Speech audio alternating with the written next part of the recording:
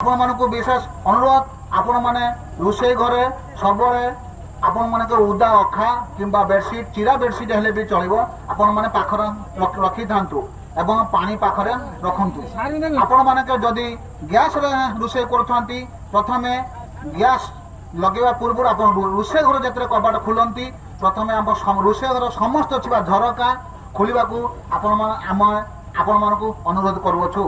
ଆପଣମାନଙ୍କର ଗ୍ୟାସ୍ ବ୍ୟବହାର ସମୟରେ ଗ୍ୟାସ୍ ଟାଙ୍କି ଠାରୁ ଚୁଲାକୁ ଉପରେ ରଖନ୍ତୁ ଏବଂ ସର୍ବଦା IIC ମାର୍କର ପାଇପ୍ ବ୍ୟବହାର କରନ୍ତୁ।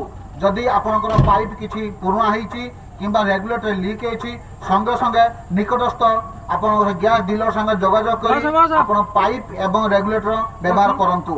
ନୂତନ ପାଇପ୍ ବ୍ୟବହାର କଲେ ଆପଣମାନଙ୍କୁ ରକ୍ଷା ପାଇବେ। ତାପରେ ଆପଣମାନଙ୍କ ଯଦି ଅଖା ରଖିଥିବେ ରୋଷେଇ ଘରେ, ଯଦି କିଛି ରୋଷେଇ କରିବା ସମୟ ନିଆଁ ଲାଗିଲା, ଆପଣ ସେ ଉଦା କରି ଅଖା ପକେଇଲେ ନିଆଁ ଆପଣ ଲିଭେଇ ପାରିବେ ଏବଂ ନିଆଁ ଯଦି କଣ୍ଟ୍ରୋଲ ନହେଲା ସଙ୍ଗେ ସଙ୍ଗେ 112କୁ ଫୋନ୍ କରନ୍ତୁ। ଲିଭେଇବା ସଙ୍ଗେ ସଙ୍ଗେ ଆପଣ ନିଆଁ ଲିଭେଇବା ସଙ୍ଗେ ସଙ୍ଗେ କଣ୍ଟ୍ରୋଲ 112କୁ ଫୋନ୍ କରନ୍ତୁ କିମ୍ବା ନିକଟସ୍ଥ ଫାୟାର ଷ୍ଟେସନକୁ ଫୋନ୍ କରି ଆପଣ ସାହାଯ୍ୟ ନେଇପାରିବେ ଏବଂ ଆମର ସମସ୍ତ କର୍ମଚାରୀ ଆପଣମାନଙ୍କୁ ତୁରନ୍ତ ଯାଇ ସାହାଯ୍ୟ କରିବା ସଙ୍ଗେ ସଙ୍ଗେ ଆପଣଙ୍କ ନିଆଁ ଲିଭାରେ ଆପଣମାନଙ୍କୁ ସାହାଯ୍ୟ ରଖିବେ।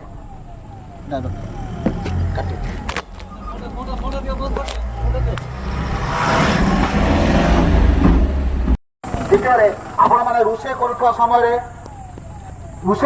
ସମୟରେ ବିଶେଷ କରି ଅନୁରୋଧ, ସୂତା ଲୁଗା ବ୍ୟବହାର କରନ୍ତୁ।